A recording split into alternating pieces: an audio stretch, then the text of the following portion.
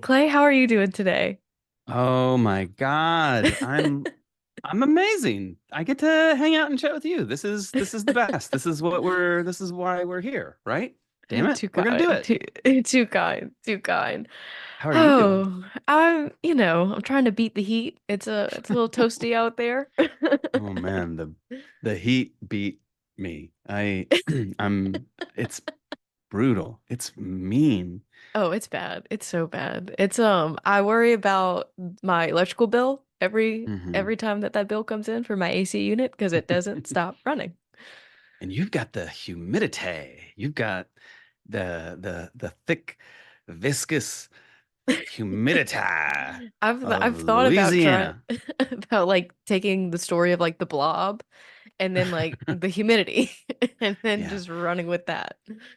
Okay, so we're totally brainstorming here. There should absolutely 100% be a horror story about killer humidity. Has anyone I'm going to show my colors. I don't know if anyone's ever written a story about the humidity. Do you know if anyone's written a story about? I haven't found one. Oh my God. But it is like absolutely suffocating. Like you walk out the door in the morning to let the dog out and you're just like hit in the face with it. Yeah, And that's the yeah. thing.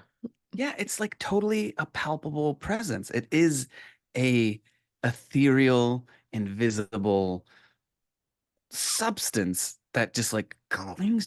How is that not a story? How is someone not there? Like someone has to write that story.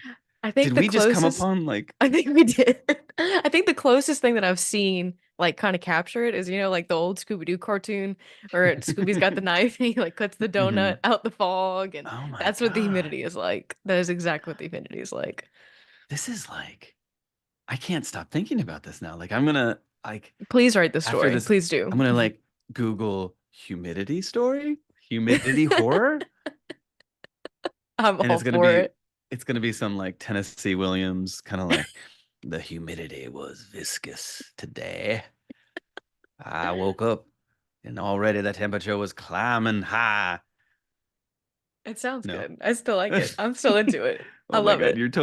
you are humoring me now. This I feel like I maybe can get away with it because I'm from Virginia. Oh, Um you can. my foghorn leghorn, but as someone from Louisiana, I feel like this is probably an affront on your southern sensibilities. No. No, it's like so I'm from south of New Orleans, and like even like on the edge of the earth, like the very tip of the boot is where I'm from. And Mhm. so we have people talk flat is what we call it. They have like that some people have almost like a Boston kind of accent if they're from like the North Shore of New Orleans. But then like where Mhm. I'm from, they talk flat and it's that real Cajun like dis dare and dat and like that kind of thing.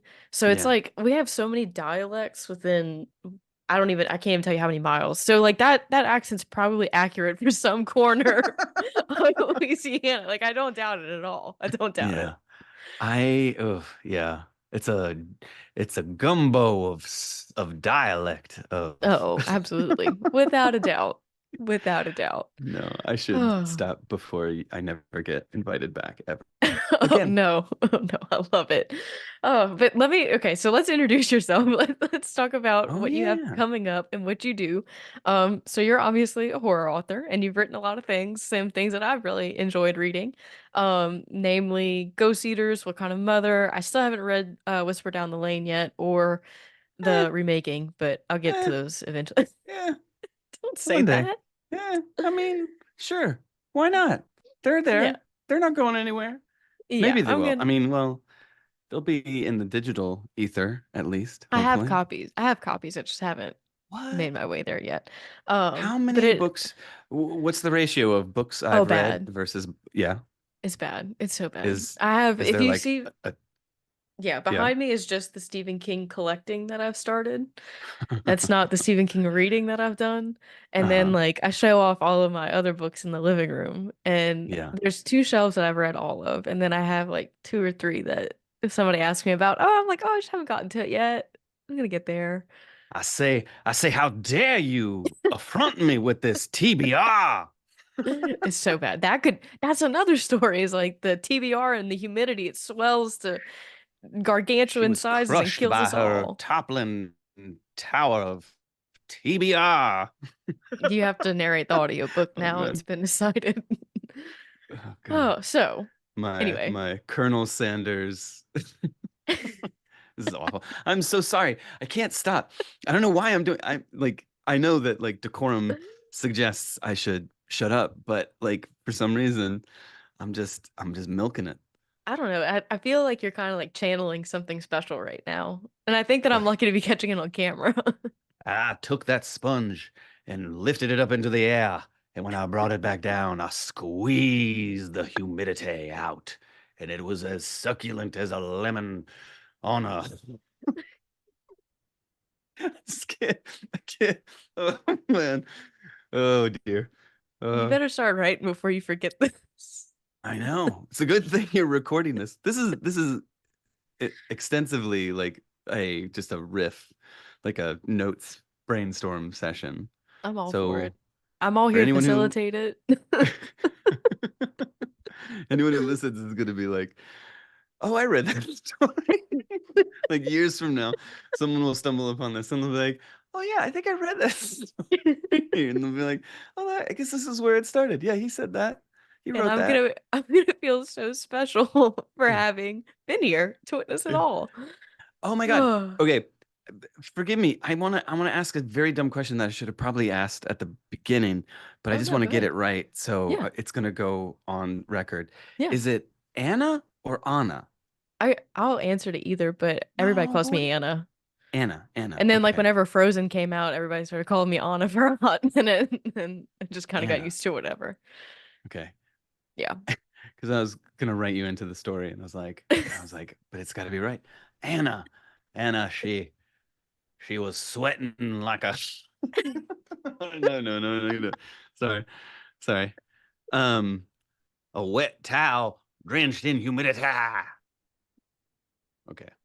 If I get it out of my system up front, we'll get to the questions, I swear. I believe Um, you. I have though full this may faith. be more infinitely more interesting than any answer I could give. Oh no, I'm having a blast. I don't know about you, Okay. but I'm having a great time. I love it. This is yes.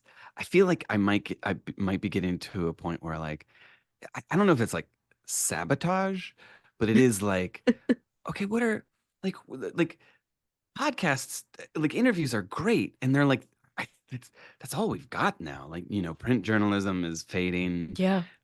It would be you would be blessed to get something into a, print or a magazine or a newspaper. And like they're online magazines and publications, sure. But like podcasts are totally leading the charge now. And so I don't know why I'm not being more respectful, respectful, but there is this feeling of like how like what am I going to bring to this podcast that I've never brought to any other podcast interview? Like what is going to make this special? And it clearly has been the humidity. So I don't know Well, if that yeah. if you want to feel any better about it, it's hard from where I'm standing. I'm relatively new to this whole interviewing business. I Mhm. just read a lot and I write a lot of reviews. And so I get very easily anxious, intimidated, and worked up whenever I'm prepping for these things. And Yeah. I would love for it to just be like a conversation, like a back and forth, but also at the same time if I know that somebody has been talking about X book about, 3 podcasts in now, it's like I don't want to keep asking the same questions. I don't like what Yeah. am I gonna bring? It's like it's your same feeling, but on the other side of the table. So I get Yeah. it. I do. So let's give each other permission to Yes. just do it. Like don't Yes. be afraid. We can't be afraid. Did I should know the answer to this then. Is it an audio only podcast or will people Oh no, I see? they can see us. I'm gonna put it on Oh, YouTube. Yeah. oh. Oh, all right. Well, I should Should you have curled your hello. hair? Hi. God, I should have done some. I mean, like it is so I mean, to go back to the humidity, it is amazing how like the day is just spent being this kind of like, ugh, like you're Oh stuck no. in your body and you're just like wet and stinky. Like I'm just Well, like, it's like you get up to make dinner and you feel gross after that. oh You my can't even God. turn the oven on without being like, "Ugh, I'm done." I feel so gross. I feel like a sponge. Like it's just yes, you're getting me. You're getting some primo. Oh, I believe it. I believe it. And believe it or not, whenever I read What Kind of Mother from You, Yeah. you have a very strong sense of setting in that book.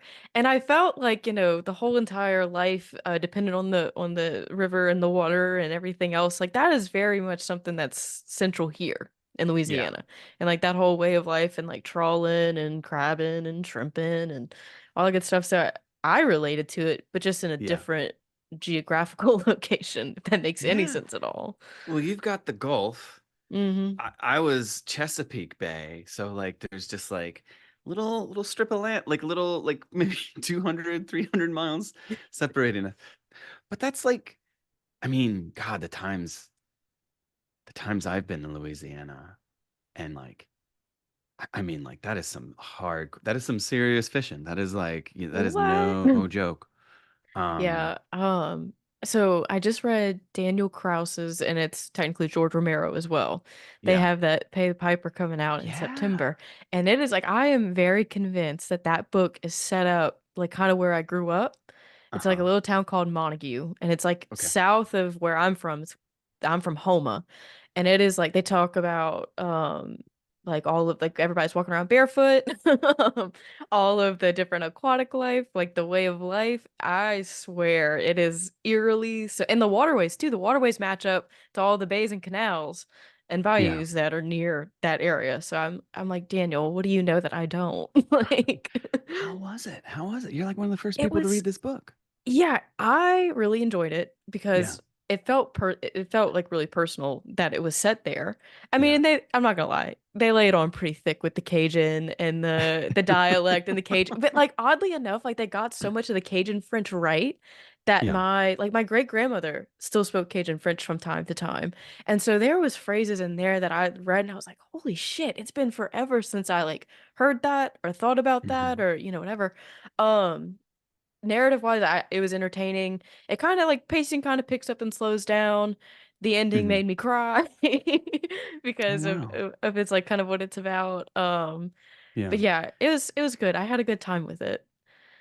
I imagine you are a bit of a tough cookie. Like you're like you've read so much and you read them first. You're like a first responder reviewer for spooky books. I'm trying And to. I mean, I don't know how you get a hold of these books. Like, I mean, the arcs are you're they're coming It's to you. NetGalley. No, NetGalley. You go on NetGalley, and then like I'm just on my lunch Mm, at work, and I just request, and then I guess I do well enough that these people want to give me access to yeah. these things. But NetGalley coming through. There you yeah, go. pretty much. But you read a lot as well. I mean, I keep up with how much that you read for what you blurb, and like, how do you keep pace with that? And like, as much you travel a lot, you do a lot of Yeah. events, you write a lot, obviously. Well, the travel actually makes it easier to read because, like, if I'm Yeah, flying, it's like, oh, okay, I could just that's let someone fair. else do the steering, and I can just read a book. Um, I mean, it is. I I mean, I love reading. I love reading books, and I love reading awesome books. And I'll be selfish and say that I love kind of reading books first. Like there's that weird feeling of like, oh my God, the world doesn't know yet. Like Hmm. they don't know yet what they're Yeah. gonna get. And I just think that's so cool. Like, you know, and on social media, like I never like to yuck other people's yums. So I just love Wait, to like you're the just only like, other person I know to have said that. I say oh that yeah. phrase all the time. That's so creepy. I'm sorry. I mean, but it's so true. Like it's Yes. like, we all have very different Mhm. tastes, and like this is I, I don't know. I don't like everything I read, but the things I do, I'm gonna be like, hey, this is a really I love this book. Um, and I don't know, like I feel I mean, there's so many weird answers I could give for the blurbing, but like ultimately, like it's just I want to read And it's that whole kind of desire of like when I was a kid, I would go to the video store, I would go to the Blockbuster, and I would just score the shelves. And I'm like desperate to find the book, the Yeah. movie, the thing that like, oh, this is it tonight. This is what I'm gonna imbibe. And you know, that's what like the constant search with books is. Like it's like you're just constantly like you're on the hunt for the Yeah. next like, oh, this is the book. Um, and sometimes you find it, and that's like the best feeling. Like it's the best feeling to be like, oh, I found the book. And then you get to like tell other people, look, this is the book. This is the book. And yeah, like that's I just love that feeling. Oh, Me there's too. there's nothing like it. Yeah, I had that feeling with CJ Leeds' American Rapture. That book, Holy oh, moly. yeah, yeah. But to go back to one other thing that you said, you mentioned kind of, not yucking everybody else's yum and like, Hmm. picking what you like and, all those different things. I was talking to Sadie Hartman about this. Hmm. Like reviewing is so interesting because while not everything may not be great for me, I try and like be objective about it because there's some part of that book that somebody's gonna like. I mean, and I've never Yeah. like really come across a book that I've absolutely hated. So Uh-huh. if there's something that I'm not absolutely over the moon about, I still feel the need and like the desire to Yeah. want to market that book and like help it find its people because it's still like I know how much work goes into writing a book and that like it's monumental. So like it needs to find its Yeah. people. And I just hope that, in the process of reviewing and everything else that we're helping people find the books that they want and need. Much like you said, like you're looking for that next big movie, that next big book, whatever it is. And Yeah. we're lucky that it happens every now and then, and especially like with American Rapture, because holy shit. Oh my God. That book was I'm still thinking about that book. I mean, I Oh read that yeah. book maybe a month or two, maybe almost like 2 months ago now. And just the scenes, like for me, the scene that lives rent free in my head, other than the rest stop bathroom scene, Yeah, yeah. um, I love the scene where there's like it's the highway, the interstate, and Mm, there's like all it's like the traffic is just at a standstill and yeah. everybody's stuck. And then like all the Like things things happen start to the happening. people. Yeah. Like like that scene is oh my God. Like Yeah, that that kind like of like dread of just being in your car and just stuck in your car. Because like everybody mm, can relate to that. You've all been in traffic at one point in your life, odds are.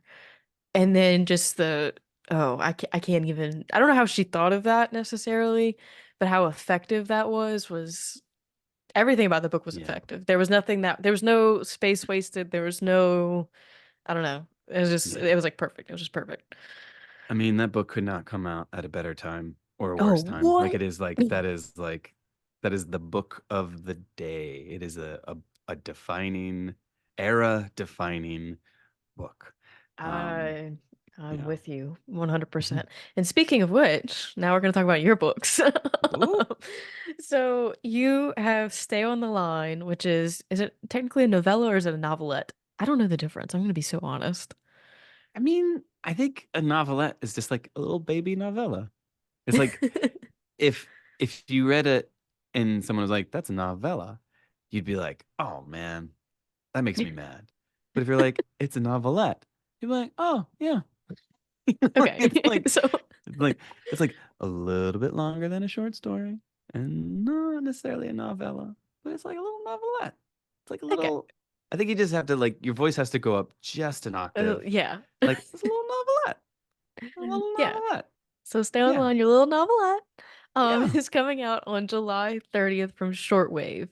That book also packs a very emotional punch. And that's another one that's set in Brandywine, Virginia, much like your other book, What Kind of Mother. And I'm beginning to form a theory that Brandywine is like your Castle Rock, and I'm all Heck, for it. I want to hear about all the yeah. weird shit that happens in Brandywine. I mean, why the heck not? Yeah. I it's weird, and I think it was definitely not a choice until it was. Hmm. But like going back to Brandywine, because I've done it like 3 times now, for another thing. And there's like this funny feeling of like, and the first 2 times it was an accident. Not an accident, but it was just like, oh, I have to like I want to write a story about this kind of environment, this kind of place. Like, oh, just make it Brandywine again. Um, and then of course, like both Stay on the Line and What Kind of Mother have a like center around, or there is like a motif of a Yeah. hurricane in both of them. And I was like, oh, we'll just make it the same hurricane. Like, oh, how cool is that? Um, and now I'm just like going back to Brandywine, going just want to keep doing it. Like, yep, yep, more story to tell. Let's do it. And yeah, why not go back to Castle Rock, you know? Like it's just like it's so I am doing a full body eye roll because I just feel like it's like, oh God, like Clay, come on. Like it just seems so goofy when you really kind of think about it.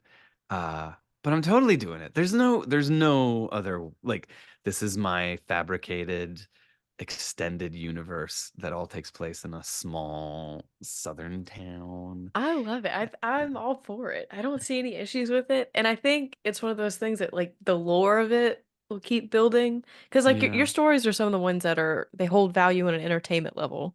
And then you really dig down and then you're like emotionally devastated and crying for like 5 to 6 business days. But there's the capacity for all of that in between. And like Mhm. even with something as short as Stay on the Line, that was such an emotionally heavy story. Like you packed so much in there in such a short space. That really means a lot. I don't know. I just hope it finds people. I I think yeah, it will. it's like a little like it's funny because it's just like you find an idea and you just want to tell the story honestly. Like I just wanted to tell that story honestly. I think you did. It felt very authentic. Like there was no doubt of like, oh, why is somebody doing X, Y, or Z or these emotions are not like it was just kind of like those knee-jerk, gut-wrenching reactions that happen in the span of grief. And that's Yeah. something that you really nailed with What Kind of Mother, and then again with Stay on the Line, and then again in your other novelette. This is a No, it's novella, a right? novella. Well, It's a novella. yeah, if we're Okay. talking about Kill Your Darling, Yes, that's we are. just Yeah, Kill Your straight up Darling. novella. Okay, Your novella voice can go down an octave with on that that one. Okay. novella. Yeah. And then that comes out in September with Bad Hand. You Hmm. also confront grief there again. And like, I Hmm. think there's so many different ways that you approach it, but they're all successful despite this different way that you're coming Yeah. to it. And I don't know if that's something that you intentionally think about when you sit down to write these things. Um, I mean, God, I need to stop writing about grief. No, you I just don't. finished one other thing that's like probably what is the I'm gonna be embarrassing and make a fool out of myself and ask what is the word? Is it okay? There's like the ultimate like this is the pinnacle, Penultimate, happy, not well, penultimate is like the second, but like like the big one. the big one, like the apotheosis. I there's a word that I'm not going to be able to pull out of my head because I'm exhausted, but like it's a word that's basically like this is the culminating thing Hmm. of that of all the things. And I finished a draft of this thing that's like the The big word one. of for grief, for my grief stuff. And I think I have to stop. I think this is like I am like I need to shut up about grief because you're being very kind to me and you're suggesting that there's that each of these individual pieces has a kind of gradation or kind of shades of different types of grief, I hope. And that is my intent because if it was all like like if it was like the same kind of grief, the same kind of Yeah. like tapping the same kind of nerve over and over again, that would be pretty boring. So No. I think I like I've finished my quartet, quintet, septet. I don't know how many I've done at this point, but like I think I'm gonna lay my broken heart to bed for a bit and work on something happy. Let's write something happy. Like the humidity. Yeah, the humidity. It's coming Mm, for you, no. children. But to be really honest with the subject matter of grief, it's like the one universal human experience that I think that a lot of people will be able to relate to in some way, shape, or another. And the ability that you have to kind of tap into those different levels of it with these different stories is, I think, what makes it so accessible and like Yeah. why it hits so close to home. And I think especially like with Kill Your Darling, you kind of put it as like a it's like a mystery suspense kind of Yeah. thing, and it like that was like the whole idea. Like by the end of it I was wanting closure, and it wasn't my story. You know Yeah. what I mean? And there it's not necessarily something that you had with Stay on the Line or What Kind of Mother, because you had answers. They were just not necessarily the answers that you wanted. They were the answers that haunt you.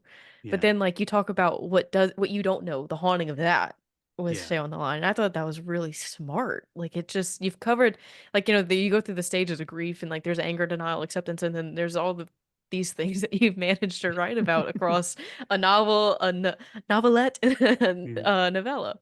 Yeah. So I understand from a creative aspect wanting to walk away from grief, but it is something Like, you write well. oh God. I mean, I guess to answer your original question of like, what is that?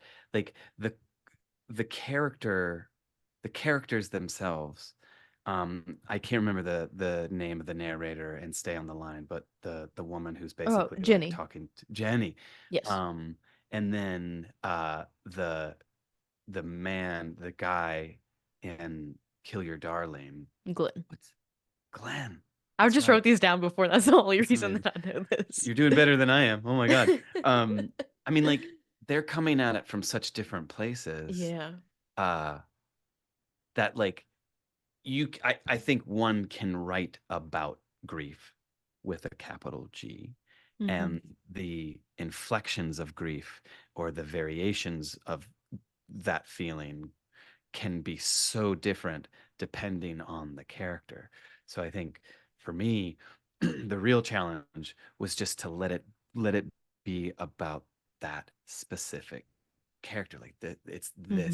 it's Glenn's grief, it's Jenny's grief, and they're so. I mean, much to the same with like in What Kind of Mother, it's Henry's grief, Yeah. or even like with Ghost Eaters, it's Hmm. Aaron's grief, or so it's all of those are very, very different. Like, yes, they are all kind of feeling they are feeling grief, but it's so rooted in who they are that for me as the writer, you know, I couldn't be like, oh, I'm sad. Like, this is Yeah. this is a bad thing. Like you would have to like, how does this grief change this specific person, this specific character, and how does it push them and compel them and drive them? And um yeah.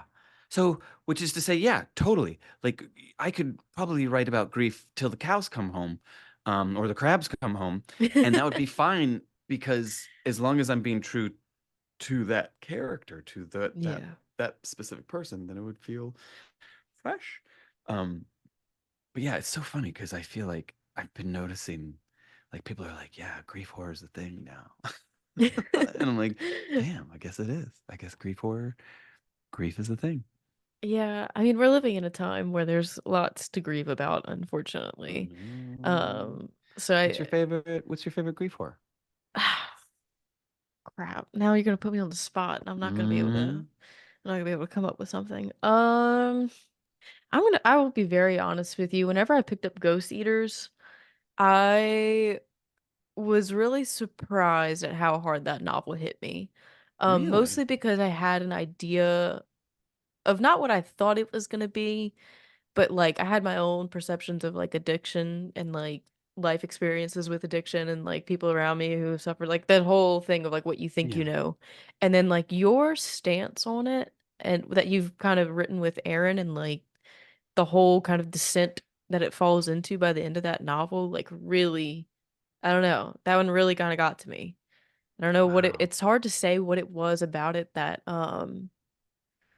really did it. But I think it was how easy it just like slipped into, like, one minute we're here and we're Mhm. operating in like normal society for Erin, and she's experiencing loss and sadness, and she's wanting to spearhead this intervention for Silas and all this. And then it just, that one defining moment of grief and then everything changes.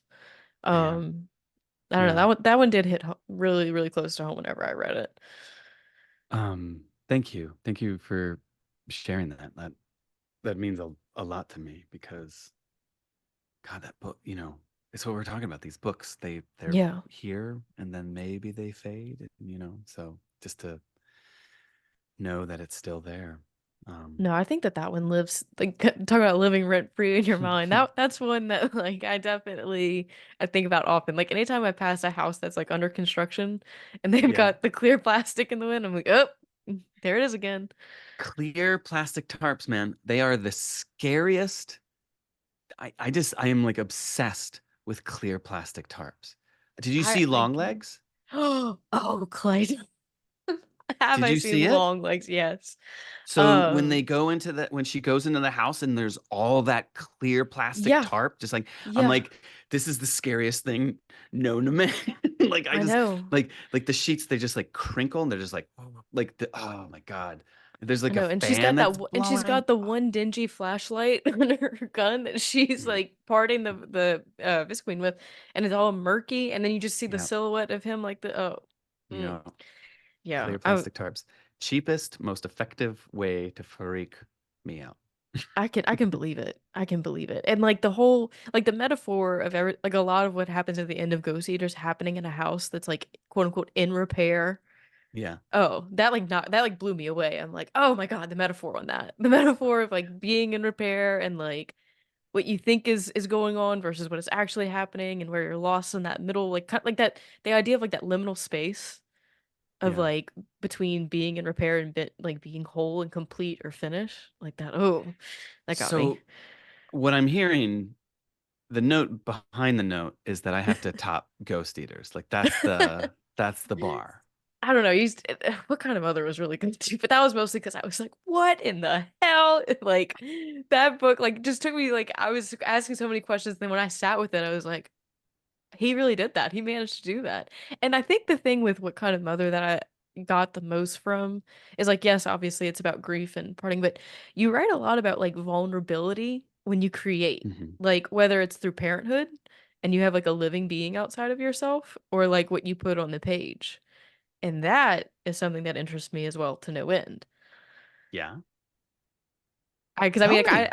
I don't creatively write, so I don't. I mean, I obviously like write reviews and stuff, so like I still get nervous whenever I push things out here and there. But like to have something that you've created from its first fleeting idea to completion in the form of a novel or a novella, I can certainly empathize with that feeling of like utter terror of it being out in the world, and people can do whatever the hell they want with it, and much like having a child, like you're Yeah. just Oh my God. Yeah, having a child and like sending your child out into a world full of like bullies. yeah, yeah. Just like, mm, mm, 1 star, 1 star, take that. I don't like you. You're Oh poorly no. written. You have no character development. I like the first half. Bullies. The book comes back home and it's like bruised and broken, and it's like, mommy, daddy, the world is so cruel. The world is so cruel. I never want to leave. Oh, that hurts my feelings. Oh. But then sometimes you meet people like Anna who are like, hey, I'm your crossing guard. I'll take my hand. I'll walk you across the street and get you away from these mean old Goodreads reviews. Goodreads is a oh, sorry, Goodreads. I don't like the Yeah. only reason I use Goodreads right now is to keep track of what I've read and to Yeah. keep track of like what I've read for the year because we do like a lot of like top 5, top 10 lists, like whatever you want to call it. You already And did your top five. You're done. You like did a top 10. And it's like you don't even have to show up anymore. It's like no, the no, year is have over. to It's I have to July. keep showing up. I have to keep showing up. And that's the only reason I use Goodreads because so I've also talked to Sadie about this. The 5-star rating system is reductive. I can't get behind that. I don't like it. Um I think that it's very harmful to authors and readers. Um to reduce a book to that. I understand from a marketing standpoint where it's helpful, like the business side, but I don't necessarily agree with it. It's great if it works Yeah. for you as a reader and a reviewer, but from like the author standpoint, I don't like it. And I have a lot of friends that don't like it, and they're also the same Yeah. friends who like your books. It's so funny. I mean, I brought it up, so I need to eat crow on this. But it's like I think the thing that bums me out, the kind of review that I that makes me feel a little sad is, I mean, like everybody's entitled to their opinion, Yeah. and I will not stand in the way. Um, but what I always get bummed out about is the review that's like, "Oh, I really like this book. I'm surprised it has such a low rating." Because it's basically stating that like I looked at the rating. Had I looked at the rating, I would have been deterred from reading this book. Hmm. But I did end up reading the book, and now I am surprised that it has that low rating. And it's like you realize the barriers that the rating system kind of offers, where Yeah. it's just like, you know, how many people will stop at the rating, and that they could be those potential people who'll be like, wow, like I actually like this book. And it's just like, oh man, like we're all like, just don't yuck my yum. Yeah. We got like all these yums, and it might my yum might not be your yum, but it's still someone's yum. Yeah. That's like my thing too, and like it's almost like a self-respect thing as a reader is like when you can figure out what you like. Hmm. And then if you keep subjecting yourself to books that are not in line with what you like and then being disappointed and like hate posting about it, then like why are you doing that to yourself either? Yeah, It's not nice to everybody else who is a fan of that thing, and then it's really not nice to yourself either as a yeah. reader, you know? But People love that Schadenfreude. People, I don't know. I mean, I want to believe it's coming around, but I don't necessarily believe it. I think I might be a little too cynical for that. But like my hope one day is optimistically uh the kind of negative posts, the jeering, like hmm. like that, like those lose a certain air or oxygen or momentum or speed I think that and they kind of are. From where I'm sitting as mhm, somebody who's like in the bookstagram community, if that's what you want to call it, like like out of my friend group, if we see it, we like send it and we're like, okay, we're not doing this today. We're not a yeah, fan of it. Just because like the whole entire point of building a community and like building connection and doing all this is to talk about the things that you like to build positivity. yeah, Like, and if you're building positivity from negativity, that's a net zero. So yeah. you're not gaining anything. Yeah, so talk about your top 5, 10. Like, we're here to talk about you. But you got a great top 5, top 10 so I far. do. I do. I will talk to you about this one because you did post about it today. But The Dissonance by Sean Hamill, Yes. that was a book Yeah. that kind of took me by surprise for a personal reason. I like can't handle fantasy. Hmm. My brain is not wired in a way that world builds very well. And so like when you do that info dump thing at the beginning of like a fantasy novel, I'm like, "Oh, nope. I'm good. I'm out." Like it Yeah. all just goes over my head. But the way that Sean wrote that book was so intuitive and like easy to understand on top of Yeah. being like moving, entertaining, character driven, like all these other great things. It felt like it's like the most accessible piece of like fantasy horror fiction that I've read in a hot minute that blends those two so Yeah. well. I I had no inclination to read fantasy. I will admit I am not much. I'm just not like Yeah. it's just not my jam. I'm not gonna yuck anyone else's yum, but I'm just saying it's like it's not my go-to place. Yeah. Um, but I got a copy of Sean's book, and I was like, okay, here comes the fantasy. Like it's like, all right, let's do it. Let's get in. And then you start reading it, and I was like, oh my God, I go back to the characters, like they're just Hmm. real people, and it's like they have, I don't know, like there's like this just this sense of longing for them Yeah, that like a like it yearning. just, yeah, they were all just like so kind of exquisitely drawn to an extent that like I don't know, like you like any comp just kind of doesn't do the book justice because it is oddly like really it kind of transcends its own kind of genre underpinnings, and I just found that really fascinating. Yeah. Have you ever read this book, The Library at Mount Char? I have a copy of it and I have not read it yet because I've heard great things about it. And I've heard that it's one that's kind of like a heavy hitter. So Yeah. I've Yeah, you got to been read kind it. yeah, I'm gonna have to. Yeah, I've heard I forgot where I know it was mentioned on Talking Scared. I listened to all those episodes. So I know it Yeah. was mentioned at length on there. But a couple other people have brought it up to me. So Yeah, it's a good one. it's It's a a good one. real good one. Um, there are a few books like they're just and it's not even so much like to comp the dissonance to the Library of Mount Char, but I do feel like there's certain books that just kind of like they start in a familiar genre or familiar Hmm. niche place, and then they just kind of push out into their own Yeah. territory. And Library of Mount Char definitely does that. And I do believe Dissonance does that as well. And there's this other book recently called Edenville by Sam Rebeline. I read that and I loved Yeah. it. And I I loved it too. I'm not a cosmic horror person. And I didn't really know it like picking it up. I was like, oh cool, sunflower on the cover. That looks creepy as shit.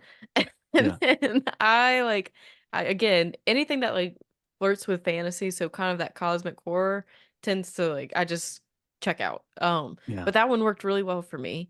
And like Yeah. Sean's other book, A Cosmology of Monsters, that's like a huge Lovecraft reference book. Yeah. Filled with cosmic horror, and I love that one too. So, again, like you Yeah. said, it's like that weird subgenre that it kind of finds itself in. Totally. Um, it's just a breath of fresh air to find books that like go outside the parameters of their own genre or their own, it's like I mean, we could all be coloring in the lines with these books, but I Hmm. do think The Dissonance and I do think Edenville and I do think The Library at Mount Char, they all, it's like, okay, here are the lines, color within them, please. But then they don't. They say, no, we're going to break outside those lines and we're going to color outside those parameters. And what you get is just this like truly fully embodied vision that kind of transcends its own structure or transcends its own whatever those lines are. Yeah. Like um the lines. It transcends the lines. That's what it does. No, I feel like Sean's explanation for the dissonance like lends itself to that, like the whole idea of like the magic system and kind of like where the magic lies in the world and like the idea of like Hmm. suffering and like bleakness and liminal spaces and all that stuff. And I feel like that like lent itself to that feeling of like yearning for all of those characters. And just Yeah. like it was so organic. Like it was just so I don't know. I can't say enough good things about that book. But yeah, that was Damn one that was in the top five for or top five, top 10 because I can't just pick five. yeah. You got But So Thirsty on there. I do. I actually talked to Rachel 2 weeks ago about So Thirsty a Yeah. little bit. I Yeah. love that book. Yeah. There's something, I mean, she does it so well in everything that she does. I think my favorite of hers still is probably Such Sharp Teeth, but just Yeah. she's just so relatable. Like it's just so we've all like as a woman, we've all been at in one of those characters' points in our Yeah. lives, and it just hits so close to home every time. I mean, it's totally, it's so amazing to kind of see the world embrace Rachel. And I truly do think that like, you know, there's like maybe a few writers like who are kind of like coming up at the same Hmm. time. But she's like a star. Like I think she's like ascending to some cosmic place. The I if don't know. I feel the same way about you and Nat Cassidy. Though. I mean, y'all did take that trio picture, like whenever yeah, that was, and I was like, "This is the future of horror. Like, this is what we're looking. This is the current state of we're a horror and where we're bunch of moving." goobers. But like But I even love like all y'all stuff. um I mean Aaron Adams, Oh yeah. I mean like there's Jesus Christ, there's just so many Eric LaRocca. Like I just think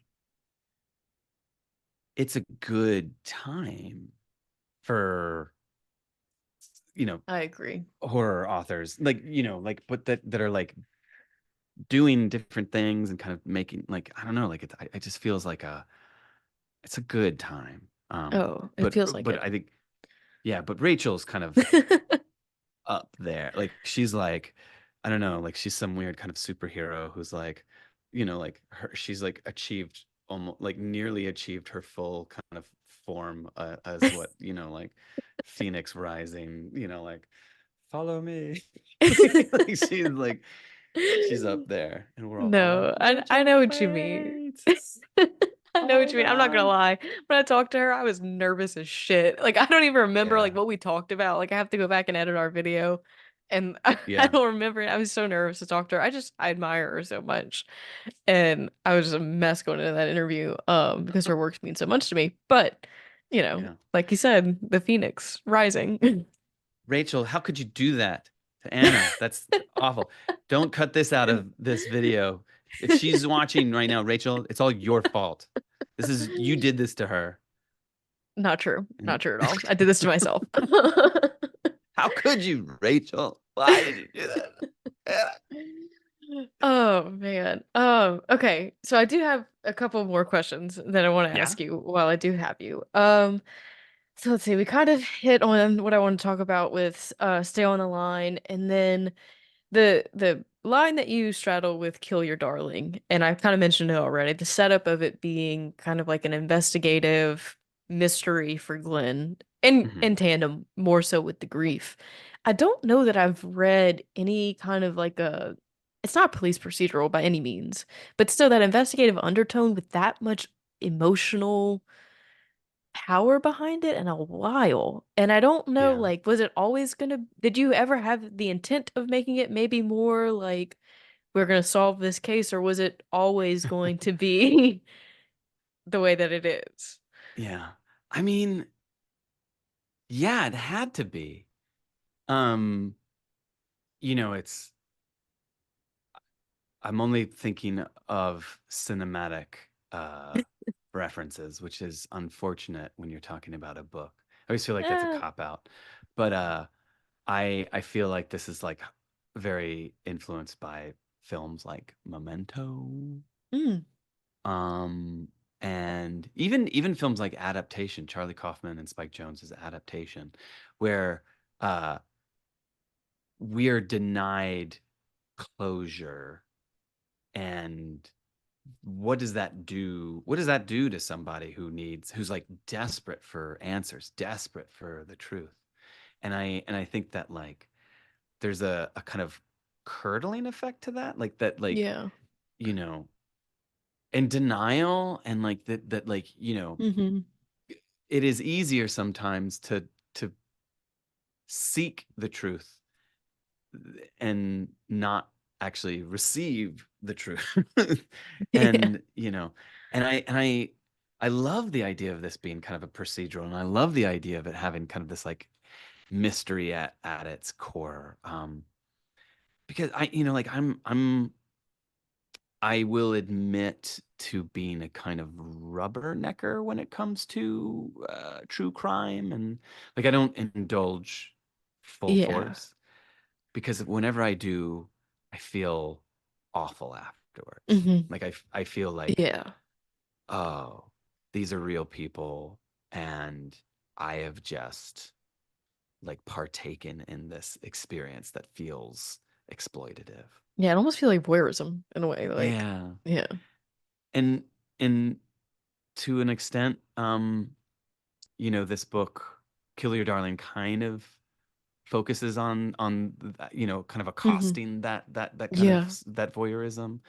Um, because there's never going to be closure. There's never, like, and any piece, whether it's a film, a book, TV show, where it's like you get to that moment where it's like, and they caught the bad guy, Hmm. and you're sentenced to life in prison, and like, the book closes, and it's just like, we got justice was served.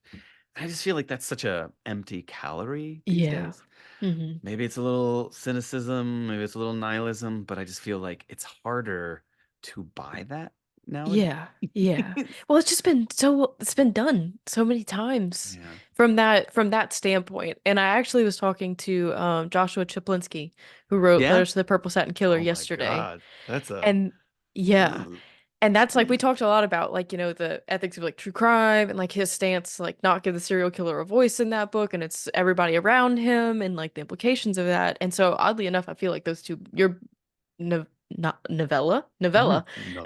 novella ties in well with that book because it's a different perspective on something that everybody's kind of come to know and love Hmm. oddly enough very well, even though it maybe isn't shouldn't be something that we love so much, this misery kind of business. But I think that there are unique takes and perspectives on both of those things for different Yeah. reasons. Yeah. But I that love was it. a You know, you're like one of the, you are probably the first person that I have actually talked to about Kill Your Darling. Beyond oh, the people who that's are like, scary. Ah. I mean, it's scary for you. How do you think it feels for friggin' me? Like this book, like this book is coming out in like 2 months, and like I Yeah. haven't. I'm just like, like it's like, what is this book? Like this always happens to me, but like this, and this is a tough one. This one, Yeah. it's like it's not flashy, it's not sexy. It's like geriatric true crime. Well, I think that the selling point for Kill Your Darling for me, and if I could sell other people on it, would be how authentic it is, how Mhm. genuine it is, and it's gonna make you uncomfortable, but like in the way that you should be uncomfortable with that kind Yeah, of a thing. And like if you're feeling uncomfortable, then you're in the right mind frame with that kind of a book because it's a hard subject, it's a hard idea to stomach that a case that somebody's child has gone their case has gone unsolved for 40 years. And mhm. then you're still at age 70 battling that thought on a daily basis. And then like compound that with the realization that you're aging and that you're maybe not doing so well health-wise and that maybe there is going to be a period at the end of this sentence. Like Yeah. it's a hard pill to swallow and I think that it's something that maybe people don't normally talk about, but I think it's something that's interesting. Like I don't know that I've read a whole lot of other literature like it. Like I don't know that Yeah.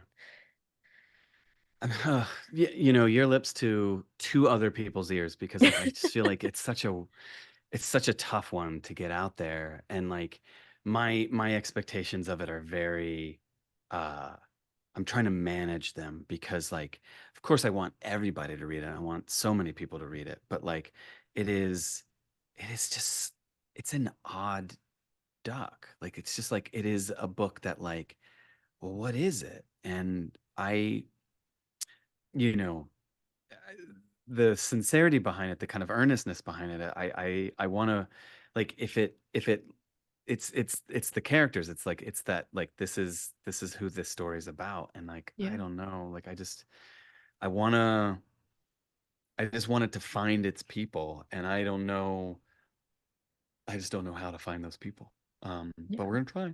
We're gonna Yeah. try. I definitely understand that feeling of like the uncertainty behind it. But I do think that we are kind of in a moment with the big burst of horror that we're seeing, like you mentioned.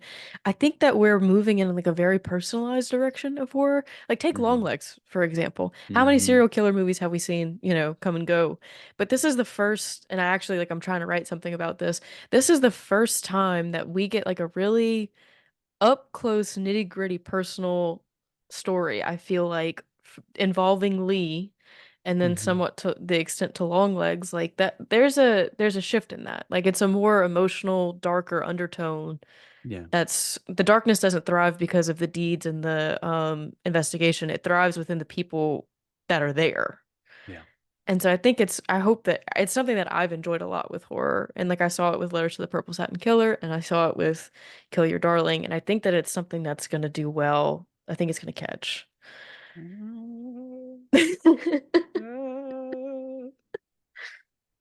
I understand. I understand the nerves though. I totally get it. I totally get it. Yeah. I'm Oh, nothing but nerves. I'm just like straight up anxiety all day. I'm like an anxiety muppet. Like I'm just that's like so crazy that you say that because you were like one of the most positive people that like whenever I come across something on my social media feed, you were just so like upbeat and positive. And that's not to say like you can't be upbeat and anxious as well. I totally get that, but you radiate positivity. Like I mean, the difference the difference there is that I could be like, "Hey," like la la la, and then as soon as I turn the phone off, I'm like, and like it's just like that's no, where Clay. all of a sudden it's just like, ha, I you get it. know, Yeah. like it just like the walls just close in so fast. This is like, Like the humidity. yes. He opened up the door and stepped outside into the hot evening air, but there was a presence out there waiting for him. The humidity. There it is. A silent, invisible hunter, known only by its viscosity and pungent the the I can't It do it. was I almost almost had there. it. I It was was there. almost I was there. so You were close. so I was like, close. I was gonna land it. I was gonna stick the landing, but nope. It was a good effort. It was a good effort. Very great effort. I should have quit while I was Oh, ahead. Nope. no.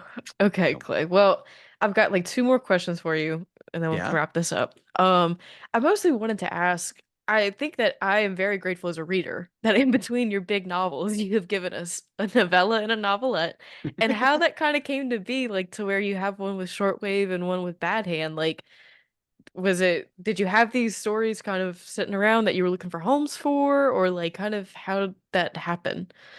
Yeah. It's funny. Both of them didn't have the easiest kind of path to uh find their way.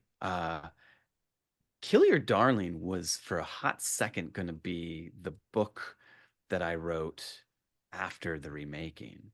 I Mm, actually wrote the first draft.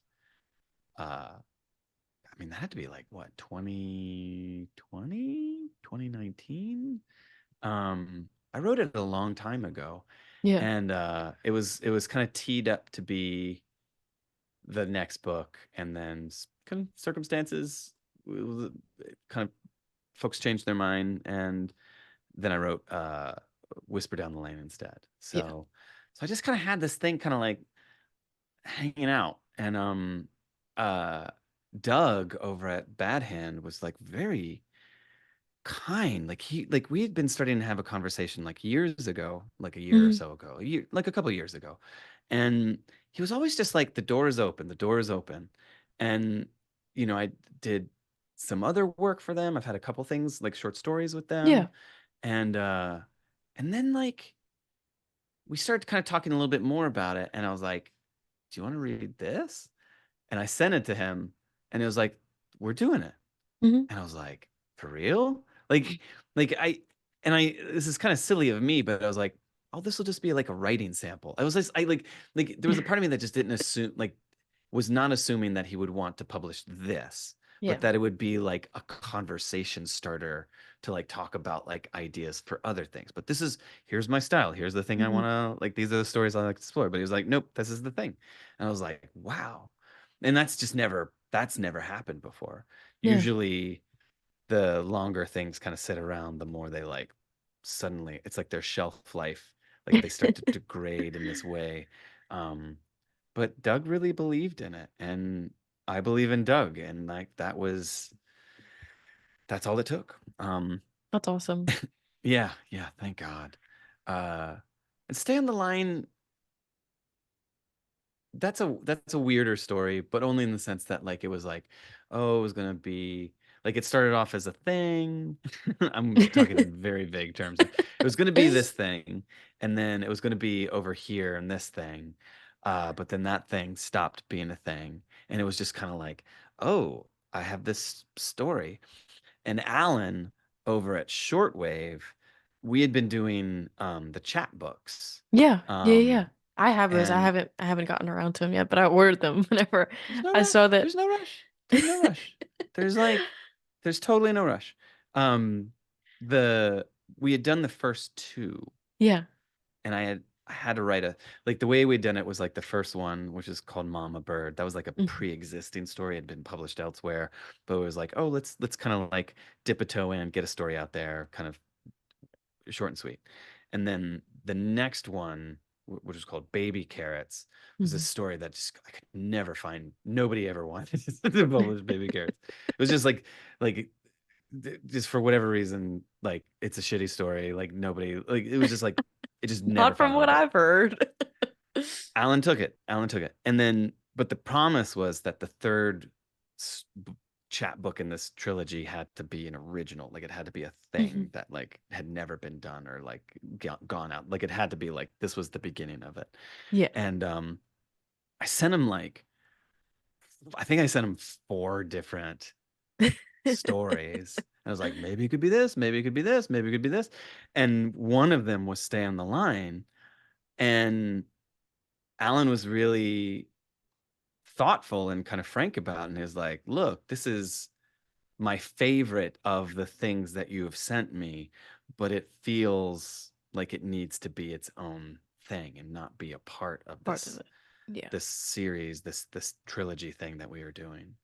And he like his wheels just started turning. It was like amazing because like I'm just walked like he was like, I want to do this. I mean, like we had to pump the brakes at a certain point because he was like, I want to do a hardback. I want to do illustration. Like he was like all in Mhm. for Stay on the Line. And I was like, damn, like that's sounds expensive. And like Alan, I mean, it's like Shortwave is Alan. Yeah. And you know, he is fulfilling the fantasies and dreams of so many amazing authors. But Well, I feel yeah. bad for Alan because I feel like we are exploiting Alan to such a degree that like I don't want him to go bankrupt and I want him to remain I want Shortwave to keep going. Yeah. So like but he was like this thing could be a thing. And so he made it its own little thing. And like it's just mind blowing because the reception thus far has been really like very positive and it's been like I don't know, like I just don't know why it's so funny because it's like some things land, some things don't. This is Yeah. like just a little this is like the tiniest hand carved box. It's like just a little curio. It's like a little tchotchke. And like it it seems to be resonating with people in a way that has been very it's like pleasantly surprising. And I gotta say, like that's all Alan. Like Alan has provided me and that story like a platform that it wouldn't have had otherwise. So Yeah. yeah, it's all him. Alan's a good guy. I don't know Doug at Bad Hand as well, but I've read a lot of stuff from Shortwave, and it's just like doesn't stop with them. I mean, like Yeah. it is a they constantly have something to offer. It doesn't stop. He is going to be homeless and like burning boxes of our books to like to keep warm because we essentially bankrupted. Like it's just like, oh Alan, be safe. Don't Be don't safe.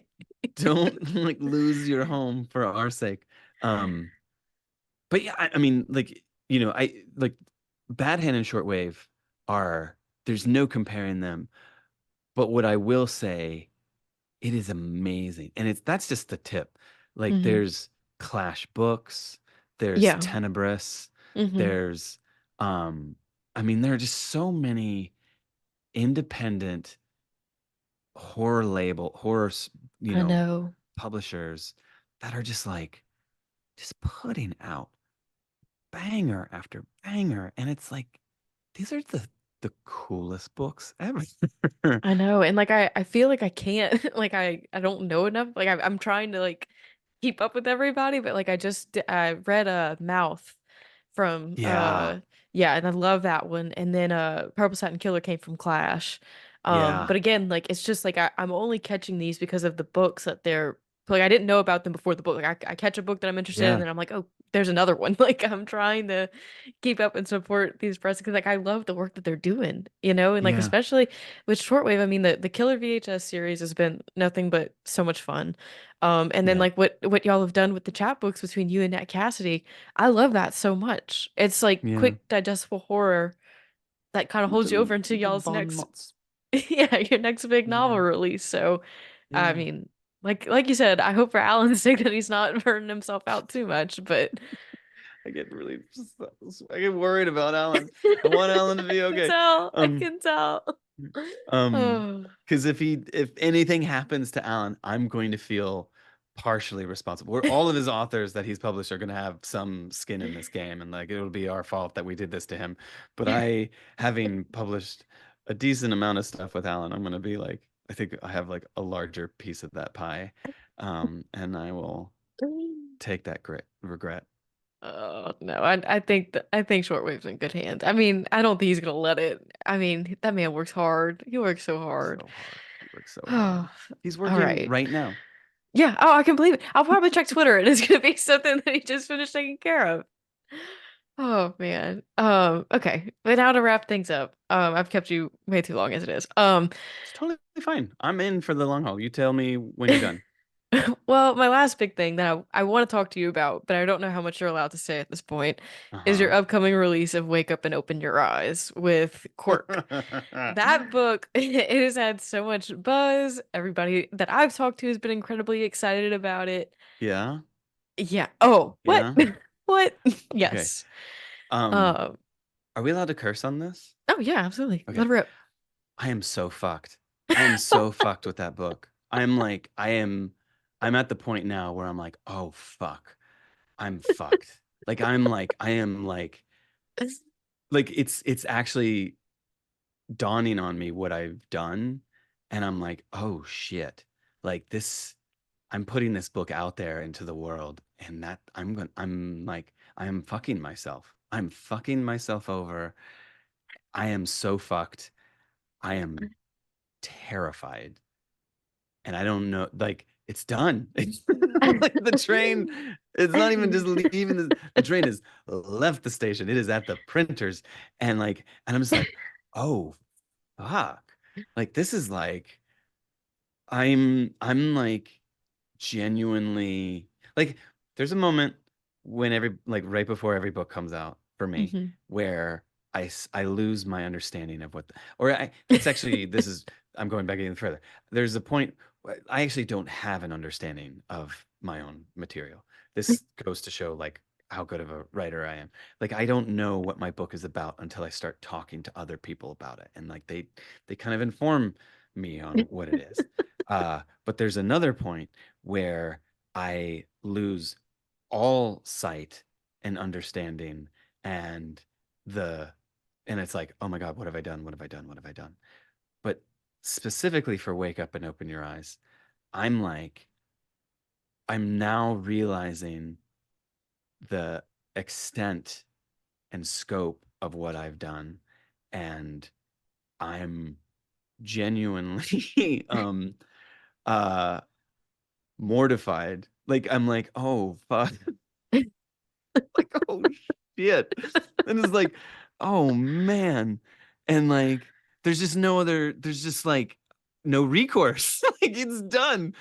And like, what am I gonna do now? But just like be here and like watching this.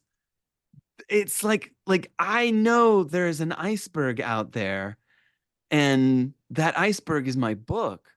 And I see all of you on the Titanic just having a blast. Like, we're gonna read a book. And I'm like, this thing is gonna like it's I'm oh, so yeah. I Uh, I mean, I understand where you're coming from, given everything that's been happening in the world. I get it. I do. However, I don't I think it's gonna be a perfectly timely novel in a good way. I don't think it's I don't want to say like, oh, you shouldn't feel that way at all because I get it. Like this is a thing yeah. that you've worked really hard on. You've put a lot of time and thought into. You've revisions, edits, all these different things. and it's gonna go out into the world, and again, it's completely out of your hands at that point. Yeah. Um, It's I just don't know. it's just so funny because like I'm at the process where like I'm sending the book out for Yeah. blurbs. Like I'm in the blurb process. So like Mhm. there's this first wave. It's like it's not even going out for reviews yet, but it's just like the blurb wave. Yeah. And like I asked a lot of people, and some of the people have come back and they're like, "Whoa, dude, nah." They're like, nope, nope, nope, not touching that one. And it's just like, oh man. And other people are like, uh, a lot of the readers have been like, they're like, whoa, like, like, like, it's just so funny how like, usually when you get a blurb, it's like, oh, Yeah. here are my words to endorse your publication. And yet, like everyone I've gotten has been like, ah, like, like, like, and it's been oh God, I'm not naming names or saying anything about any specific person, but like the general vibe off of the blurbs has been like, yo, bro, this is fucked up. And not even like yeah, this is fucked up, man. Like, awesome. It's been like, what, like there's like gradations of like whoa, and like this is not a positive like yeah, it's been like uh and like those are Okay. the people I'm asking for favors. Like I But am not let me ask this. Are you okay. reading just text on a page, or are you talking to these people? I mean, I'm reading in between the lines for a lot of this, and I am, but it is also like you get a vibe. You can vibe on blurbs. Like we've all Yeah. read blurbs where it's been like, it's a masterpiece. This is the best book that's ever been written. The next Stephen King. Move over, Stevie. CJ Lead is in town. Like there is like there are blurbs that you just know they come from a place of genuine like admiration. I have seen the future of horror, and it is Nat Cassidy. Um, I and I've gotten great blurbs, but like they're blurbs, they're blurbs that are just like it's a book that does things that are fucked up. Whoa, like it's just like and I'm just like, oh shit. And it's like all of a sudden, like I'm realizing it is dawning on me, the person who wrote the goddamn thing. Like I am now suddenly realizing what I have done, and I am I'm like, oh, should I have done that? Like I'm like, is that bad? Is this wrong? And and I'm not trying to be cheeky in the sense of like look at me, like I'm like Oh, you know I get it. like it's like, oh, and people are like, oh, stop it, it's fine. Like it's like it's Yeah. it's it's genuinely like, oh shit. Well, there's two things that I have to say to Okay. those reactions. And Okay. one is as somebody who has awful, awful anxiety. I Hmm. mean, every day I go through that, like with one thing or another that I'm like, oh, somebody absolutely hates me. My boss is definitely gonna fire me. Like my boss will text me like one thing, like, hey, can you come see in my office for a second? I'm like, yep, getting canned today. We're I am the queen of catastrophizing. So I'm not saying that that's what you're doing at all. But Uh-huh. I do know whenever you care a lot about something and you care a lot about a piece of work or a piece of particularly writing, it's Yeah. gonna carry that extra emotional oomph whenever you Yeah. get feedback back. So Yeah. I do think that what you're writing about in Wake Up and Open Your Eyes is it's meant to elicit a reaction. And that's Yeah. not a bad thing. That's not a bad thing at all. Like I think that Yeah. that's the kind of the appeal of that book. Um It's funny.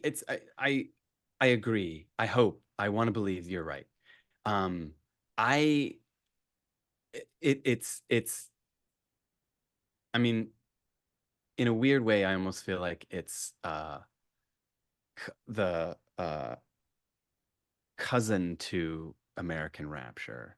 I hope, like, in my dream of dreams, I get to coattail off of CJ's book because that book does it so well, and at the core of it, like there is a genuine character that like you Yeah. really root for and sympathize for and fear for. My book, Wake Up in Your Open Eyes, has characters in it, but I I don't know if it elicits that same. You're not. I don't know if you're like rooting for the character. Like there's just like I'm caught. My book is caught in the din of, and it's in that echo chamber of where we are. Yeah. At least CJ's book has a person like you that guides you through. You're running with her protagonist. Mine is just like like it's just like it's just like a rapid fire, like and um I think it may be potentially a little desensitizing and a little bit like but yeah, I would be so lucky to get CJ as a comp. So that's my Well, hope. if the reception to American Rapture is any indicator of where the people are at with wanting any kind of a story anywhere touching near that sphere of Hmm. of ideas, then I think you're in good hands because I don't think I've seen like a single bad thing about Yeah. American Rapture. People, I think people right now with the volatile state that we're living in, we're I think I know for me, like I'm looking for something to hold on to. Yeah. I'm looking for something that has a strong voice or opinion or is going to say maybe what other people are not saying in a space that's safe, that's not going to affect like my overall well-being in this country. Like Yeah. I'm not hearing it on the news is different than reading about it in literature, right? Like Yeah. Yeah. the whole entire reason that we create art sometimes is to create like a sandbox to go through these emotions and these different reactions to the things that we're dealing with in real life. And so I do think that a lot of people are going to be looking for something to hold on to following the events of this election cycle and like Yeah. the media crisis and where media literacy is headed. Like, there's so many things. There's just so many So things many. that I feel like people will be looking to hold on to Yeah. something. So hold on to this iceberg. Um, Yes. it's it's so scary I get it. out there. I get it. I get it. I get it. And I empathize with you. I can't imagine, but I think it'll be okay. I don't think anybody would let anything too harmful out into the world. That I don't think anybody at Quirk would be. I mean, Yeah. I don't I work in mean, publishing, but I don't think anybody at Quirk would be signing off on something that would like demolish your career. yeah. I mean, yeah. It's just so funny how, yeah, you put these things out there into the world, and I I'm putting this one out into the world. Yeah, This is what I am doing. I'm putting my grief down for a moment to let out a primal scream of uh highly politicized angst and dread, existential dread, and I am mortified about what might shout back. I think that those are very valid feelings, but I think a lot of people are going to relate to what you just said as well. That existential political dread, whatever you call that, that's very valid and real. Oh my God, here it comes. All right. Well, Clay, I think that I actually got through all of my questions that I had, and we Yay. talked about so much, and I've kept you like an extra 20 minutes. Oh my God, anytime. Like honestly, like I mean, Anna, you have to know you're doing, God, you're doing the good Lord's work because like you're reading these books and you're talking about them in such a beautiful way. I mean, you're reading my books and you're trying to get other people to read them. And like that's just like that is a gift. So thank you. Thank you so Oh, much. no, everybody that every author that I talk to, fellow reviewer, anybody who writes anything, I have nothing but the most like admiration, respect, whatever word adjacent you want to use for that. Except for I Rachel. mean, Not Rachel. Rachel. um, no, it means a lot to me that I've been able to find this like community of people that I can do this with. Yeah. because I don't really my family is not a family of horror readers. So my boyfriend does not read horror. I have a coworker who reads horror, and I actually got him to read What Kind of Mother and Such Sharp Teeth like 2 weeks ago. Wow. Yeah. Is he still talking to you? Yes. There you I go. he read Schrader's Chord last week, and Oh, I wow. don't know what he has right now. But I literally Yeah. I'm friends with Are him you and his literally like just feeding him books? You're like, now you I got to read Schrader's Chord. I'm friends with him, and then like I'm best friends with his wife. And Uh-huh. so like we will literally go to Barnes and Noble together. And I'm just like yanking off the shelves and their arms are piling up and they take That's turns amazing. reading different things. Hot But yeah, damn. no, it makes for a fun time. I really enjoy getting to talk to them about it. See, So you're doing you need to work on a commission because you're doing better at selling these books Oh, no, than no, I don't know I about all am. that. But all right, so just to recap one last time, you have Stay on the Line, the novelette coming out on July the 30th. You have Kill Your Darling with Bad Hand, and I should clarify Stay on the Line is with Shortwave. Kill Your Darling from Bad Hand coming out on September the 24th, and then Wake Up and Open Your Eyes is coming out in January. Is there anything else on your radar right now that we should be aware of? I you're gonna not believe me. I do have an original comic series and a creator-owned comic series called Seance in the Oh, okay. Asylum. Okay. And that's coming out. The first issue, it's only 4 issues, and the first issue will come out in October. So, Okay. and that's with Dark Horse. And I'm really, Oh, really, really oh, I excited love about that. that. Okay, I'll have Yeah. to keep my eyes peeled for that. I don't really read too many graphic novels or comics, but I will make an But you exception. got to do this one. You got to do Yep, this one. I will. I'm tempted to pick up Stephen Graham Jones's Earth Diver Earth stuff Divers? too. Yeah, Yeah. So yeah. good. There's a So buzz good. around that recently, so I'll pick both of those up. But thank you so much, Clay, for your Yeah. time, for the laughs, for the existential dread, For the everything in between. humidity. Everything in between. I appreciate it so, so much. Hey, thanks for having me. Anytime.